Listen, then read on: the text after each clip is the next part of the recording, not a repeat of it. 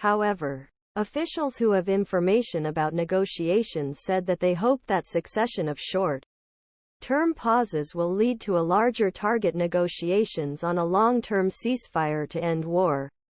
During attack caused by southern Israel, a few dozen Israeli soldiers caught the military. He has many high-profile Palestinian prisoners, including leading members of Hamas. According to a New York Times gang, Hamas released at least 85 hostages from Gaza and released 180 Palestinians from Israeli prisons.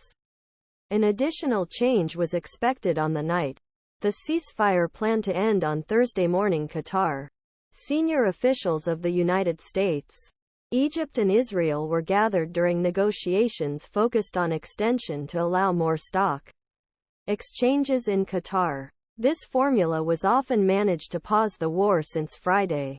Palestinians saw that their prisoners released intense emotional events from imprisonment for both sides.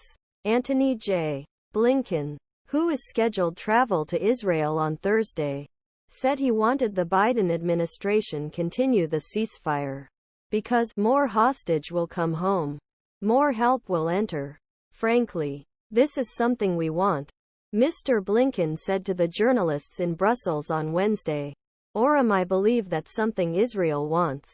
Speaking about the condition of anonymity, a senior Israeli official said that 97 women and children were taken hostage from Israel on October 7 and 70 of them will be released if they were released on Wednesday, he said he had negotiated.